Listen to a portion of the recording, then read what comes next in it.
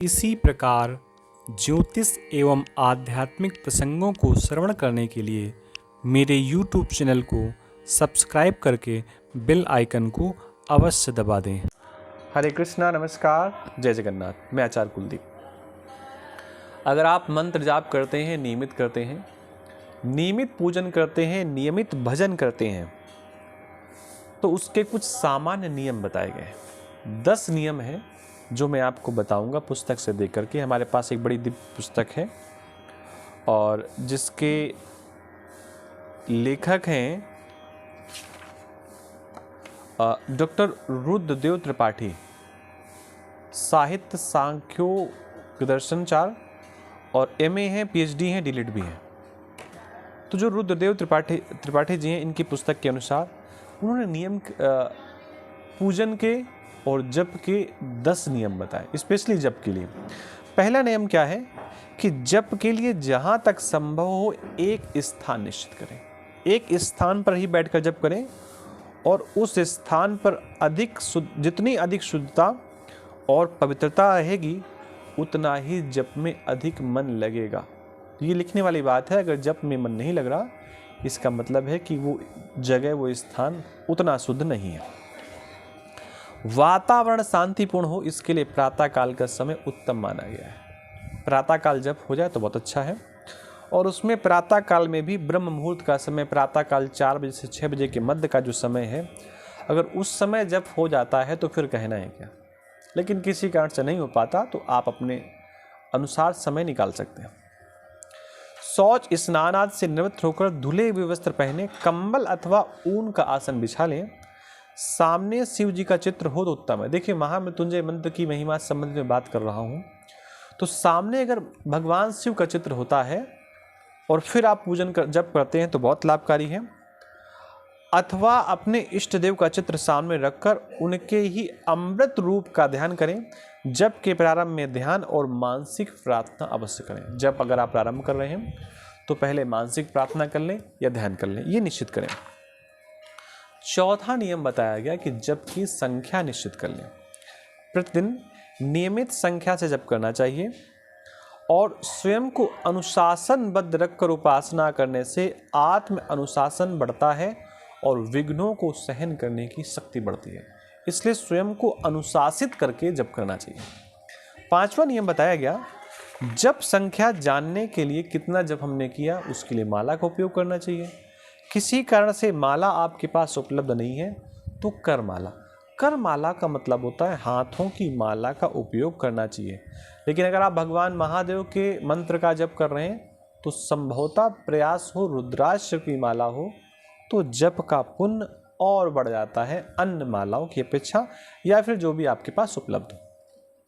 6वां नियम बताया गया, जप के लिए निश्चित मंत्र का प्रयोग करें। यथासंभव मंत्रार्थ का चिंतन भी साथ साथ करना चाहिए। हम जो मंत्र बोल रहे हैं उसके अर्थ का चिंतन भी अगर हम साथ साथ करते हैं तो वो सकारात्मकता हमारे अंदर आ जाती है। और मंत्र का उच्चारण जब तक बहुत अच्छे से कंठस्थ ना हो, जब तक पूरा का पूरा कंठ में वो मंत्र बैठ ना गया हो, पूरा का पूरा मंत्र आपको याद ना हो गया हो, तब तक प्रयास करें कि कागज या पुस्तक का सहारा लें। संकोच किसी प्रकार का बिल्कुल मत करें।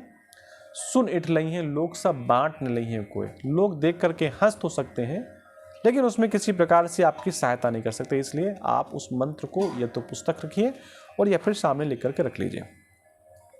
जप के समय मन को स्थिर बनाने का प्रयत्न करना चाहिए।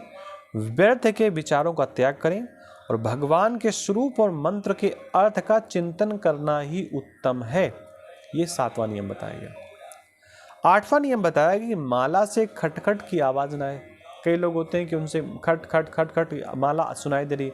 माला से खट खट खट की आवाज़ नहीं आनी चाहिए और एक मंत्र पूरा होने पर एक मन का घुमाना चाहिए। अब ये मन का क्या होता है, जैसे आपकी ये माला है, ये तो आपने यहाँ से जपना शुरू किया तो ये आपका मन का होता है। तो एक मन का आपने एक घुमाया, एक मंत्र पढ़ा, फिर एक मन का घुमाया, फिर एक मंत्र पढ़ा, फिर एक मन का घुमाया, फिर एक मंत्र पढ़ा, फिर एक मन का, ऐसे आप इसको घुमा सकते हैं। उसके बाद जब पूरा होने के पश्चात हाँ, 8वां नियम है कि माला से खटखट की आवाज़ ना आए। एक मंत्र पूरा होने पर एक एक मन का फिराएं। मंत्र बोलते समय ओठों को हिलाना या अन्य शब्द करना अनुचित है। प्रयास ये हो कि मंत्र जब तक आप जप कर रहे हैं तब तक ओठों को ना हिलाया जाए। अब मन में भाव जगेगा कि ओठों को अगर नहीं हिलाएंगे तो जप कैसे करेंगे। आप बिना ओठ हिलाए मानसिक जप करिए, क्योंकि मानसिक जप का प्रभाव बहुत ज़्यादा होता है। जप पूरा होने के पश्चात पुनः प्रभु का ध्यान करें। आपने जप किया, भगवान का ध्यान करिए कि आपकी कृपा से मैंने जप कर लिया, और श्री महामृत्युंजय देवता अर्पणम अस्तु, श्री महामृत्युंजय देवता अर्पणम अस्तु, हाथ में जल लेकर के, दाहिने हाथ में जल लेकर के ध्यान करना चाहिए, श्री महामृत्युंजय देवता अर्पणम अस्तु, और प्रणाम करके इसको भगवान शिव को अर्पण कर देना चाहिए। इस प्रक्रिया से जब आप जप करेंगे तो जप का आपको पूर्णतः फल मिलेगा, पूर्णतः लाभ मिलेगा। अब यहाँ पर भगवान शिव के मंत्र की बात है, इसलिए महामृत्युंजय अर्पणम अस्तु कहा गया है। और 10वां नियम बताया गया सबसे समापन का कि आसन के नीचे भूमि वंदना करें। जहाँ पर आप बैठे हैं उसकी भूमि वंदना करें। वहाँ की मिट्टी को मस्तक पर लगाने का भी विधान बताया गया, या 2 बार इंद्राय नमः, शक्राय नमः या सचिपतये नमः। कुल मिला के सारी स्थितियों में इंद्र का नाम लेकर के धरती को प्रणाम करके फिर वहाँ से उठना चाहिए।